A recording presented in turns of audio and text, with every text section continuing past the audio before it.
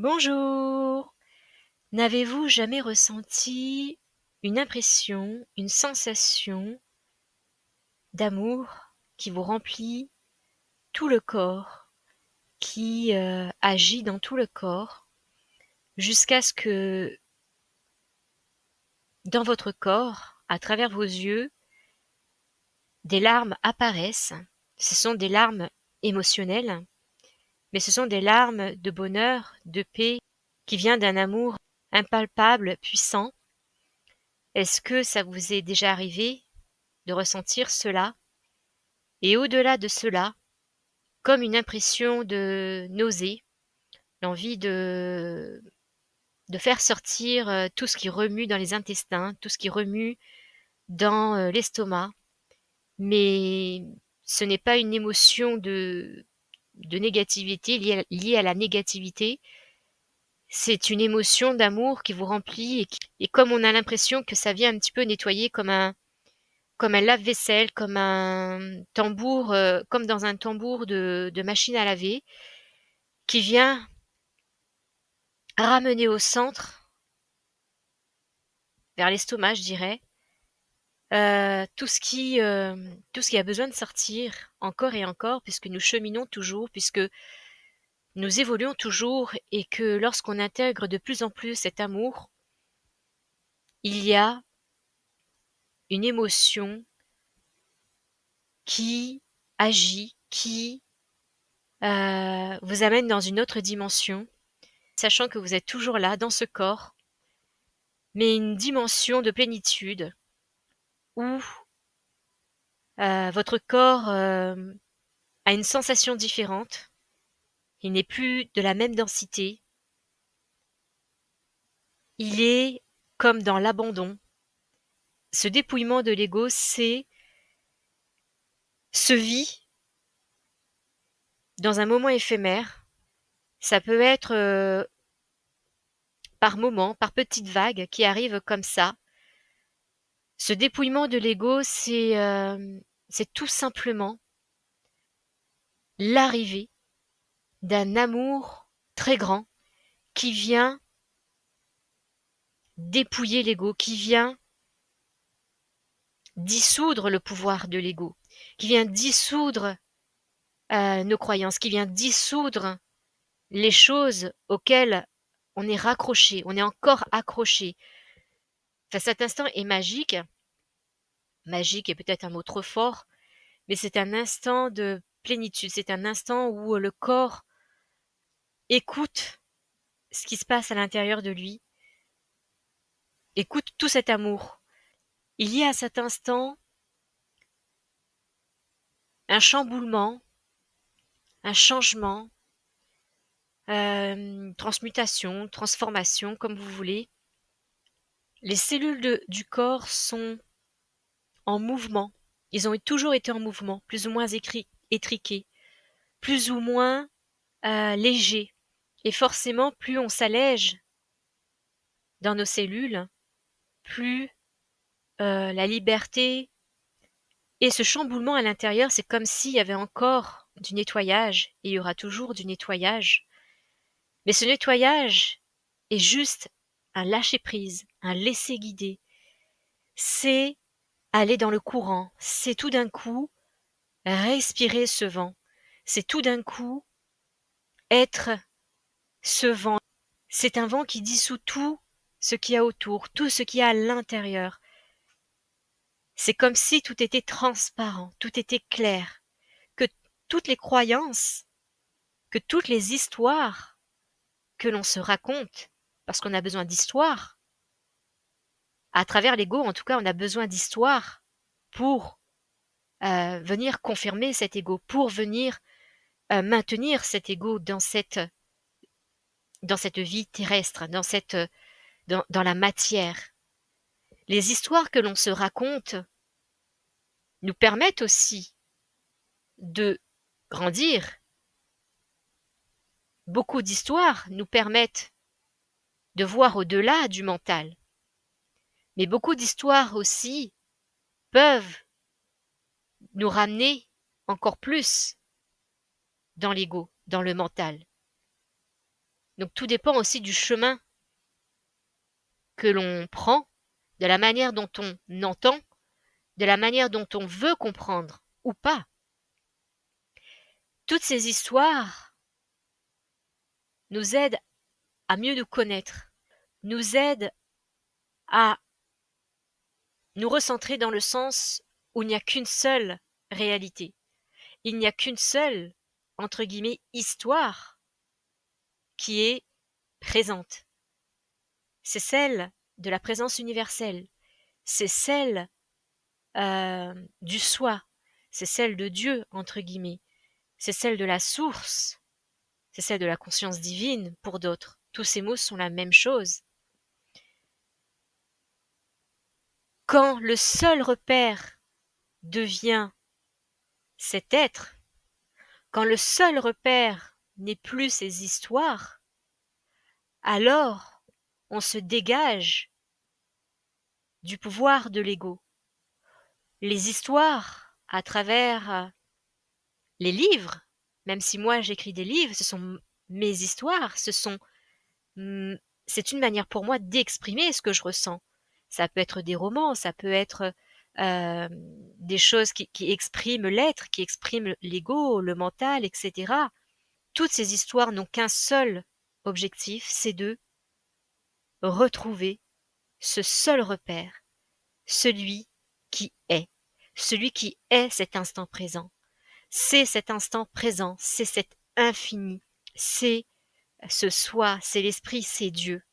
C'est la confiance aveugle, une confiance en ce chemin qui nous est destiné, qui nous est tracé. Mais lorsque le pouvoir de l'ego prend des directions différentes, le chemin est plus sinueux, il est plus difficile. Mais tout chemin mène à Rome, tout chemin mène à soi, à l'esprit, à Dieu. Peu importe les histoires que l'on se raconte, le rythme du chemin à travers ces histoires va être plus ou moins long, plus ou moins facile. Cela dépend à chaque fois de notre identification, soit à celle de l'ego, soit à celle du seul repère, de la seule réalité, celle de l'être que nous sommes réellement, cet instant présent. Nous avons tous la possibilité d'y arriver. Nous avons tous la possibilité de redevenir le maître de notre corps, le maître du mental. Le mental n'est pas le maître, l'ego n'est pas le maître, les émotions ne sont pas nos maîtres, la souffrance n'est pas notre maître, la peur n'est pas notre maître. Nous sommes le maître. Le maître, c'est le seul repère que nous avons à l'intérieur de nous.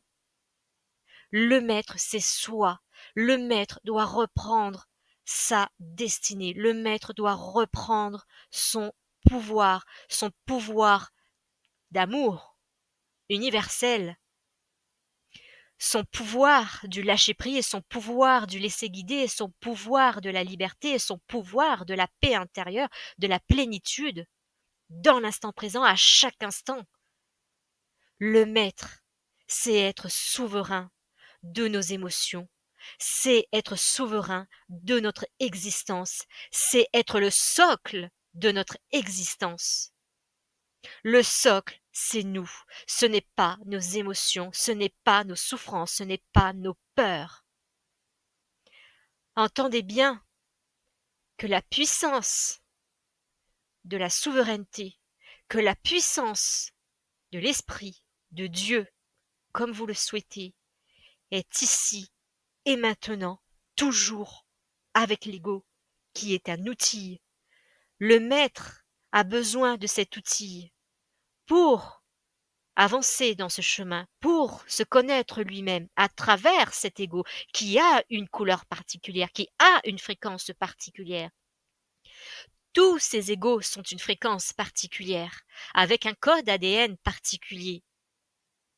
Mais tous ces codes ADN fréquentiels, vibratoires, qui ne sont que des niveaux vibratoires d'amour, sont essentiels pour ce maître que nous sommes à l'intérieur de nous, puisque le royaume des cieux est à l'intérieur de nous. Il est partout, ce royaume des cieux.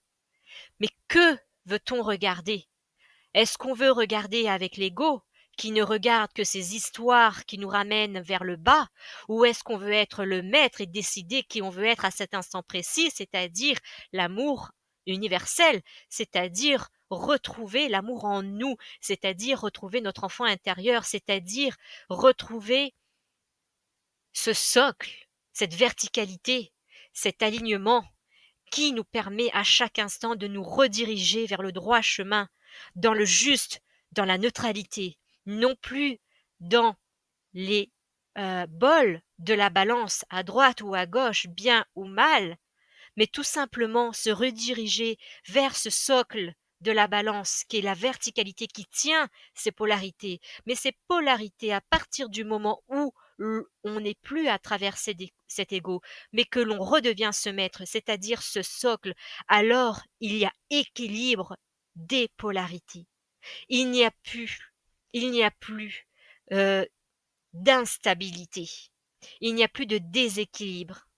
L'équilibre se retrouve dans cette verticalité, à travers ce socle, à travers ce maître que nous sommes.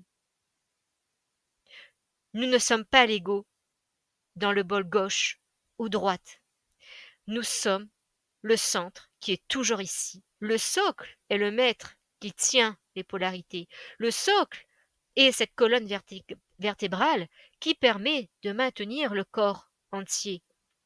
Le bras gauche, le bras droit, la jambe gauche, la jambe droite, l'œil gauche, l'œil droite, l'oreille gauche, l'oreille droite. Et oui, ce sont aussi des polarités. L'unité se trouve partout, à travers toutes les polarités.